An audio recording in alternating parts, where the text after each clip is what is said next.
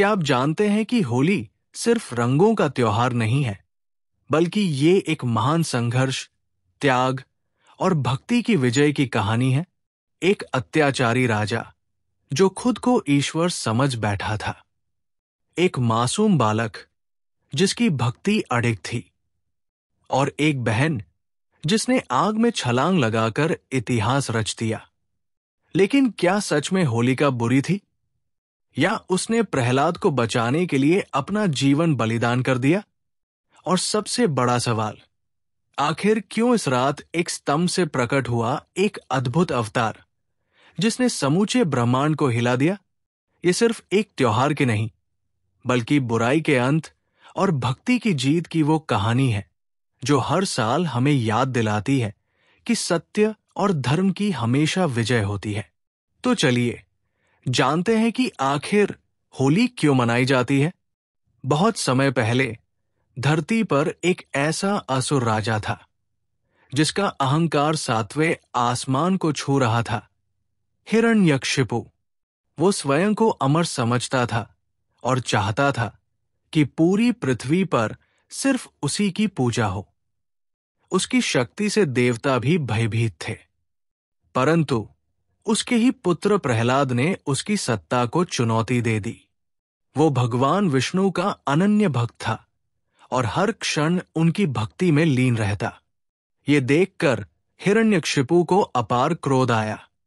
उसने कई बार प्रहलाद को मारने का प्रयास किया, लेकिन हर बार किसी न किसी चमत्कार से वो बच जाता।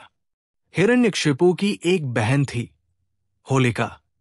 उसे अग्नि से बचाने का वरदान नहीं मिला था, बल्कि उसके पास एक दिव्य चुनरी थी जिसे ओढ़ने वाला व्यक्ति आग में भी नहीं जल सकता था।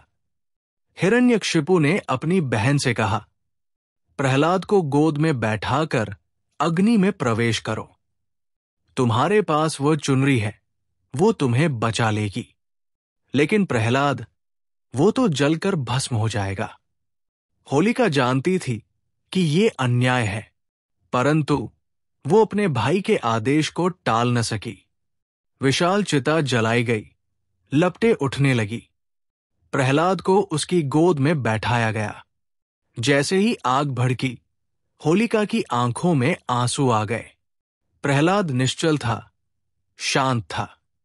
वो बस भगवान विष्णु का नाम जप रहा था। और तभी कुछ अद्भुत हुआ। होलिका का हृदय प्रेम से भर गया। उसने वो दिव्य चुनरी प्रहलाद के ऊपर डाल दी और खुद को जलने के लिए छोड़ दिया। लपटों में घिरी होलिका ने प्रहलाद को देखा और कहा, प्रहलाद, तू सच्चा भक्त है, तेरा धर्म सत्य है, ये चुनरी तुझे बचाएगी। मैं अपने पापों का प्रायश्चित कर रही हूं। देखते ही देखते होलिका आग की लपटों में समा गई, लेकिन प्रहलाद सुरक्षित बच गया। लोग ये देखकर स्तब्ध रह गए। ये दिन सत्य की विजय का प्रतीक बन गया, और तब से होलिका दहन की परंपरा शुरू हुई। होलिका की मृत्यु के बाद हिरण्यकशिपु का क्रोध सातवें आसमान पर पहुंच गया। उसने प्रहलाद को बुलवाया और कहा, तेरा भगवान कहाँ है? अगर वो हर जगह है, तो क्या वह इस स्तंभ में भी है? प्रहलाद ने दृढ़ता से उत्तर दिया, हां, भगवान हर जगह है। हिरण्यकशिपु ने क्रोध में भरकर उस स्तंभ को गौर से देखा।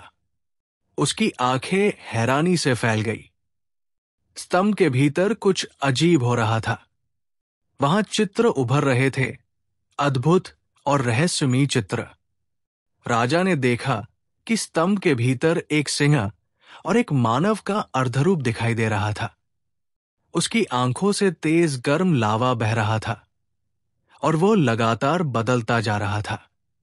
ये देखकर हिरण्यकशिपु भयभीत हो गया। उसकी रगों में क्रोध की ज्वाला भड़क उठी।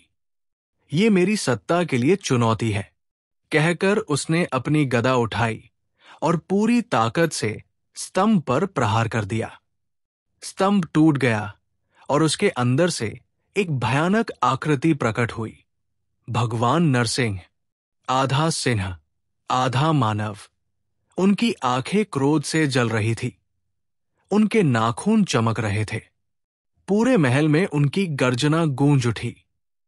हिरण्यकशिपु कांप उठा। उसने अपनी गदा उठाकर भगवान नरसिंह पर वार करने की कोशिश की, परंतु वो असफल रहा। भगवान नरसिंह ने उसे पकड़ लिया। संध्या के समय चौखट पर अपनी जांघों पर रखकर अपने तीखे नाखूनों से उसका वध कर दिया। देवताओं ने आकाश से पुष्प वर्षा की। पूरी पृथ्वी ने महसूस किया, सत्य की जीत हो चुकी थी। उस दिन से हर वर्ष होलिका दहन किया जाता है, ये याद दिलाने के लिए कि अहंकार और अधर्म का अंत अवश्य होता है। और अगले दिन जब पूरे नगर में उल्लास था, लोगों ने एक दूसरे को रंग लगाकर ये पर्व मनाया। ये रंग प्रेम के प्रतीक बने। ये रंग बताने लगे कि जीवन में प्रेम से बड़ा कोई रंग नहीं, भक्ति से बड़ा कोई तेज नहीं, और सत्य से बड़ी कोई शक्ति नहीं। इस प्रकार होली का पर्व जन्मा, एक ऐसा पर्व जो बुराई के अंत और प्रेम, भक्ति व सत्य की विजय का प्रतीक बना। तो मित्रों, होली सिर्फ रंगों का त्योहार नहीं, बल्कि ये एक संदेश है त्याग, प्रेम, भक्ति और सत्य की अमर विजय का। अगली बार जब आप होली मनाएं तो याद रखें, भक्ति और सत्य की राह कठिन हो सकती है, लेकिन अंत जीत उसकी ही होती है।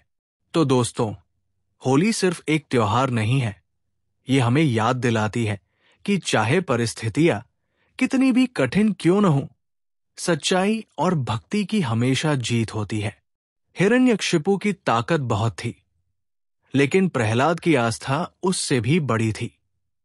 और जब अन्याय अपनी सीमा पार कर जाता है, तो स्वयं भगवान न्याय करने आते हैं।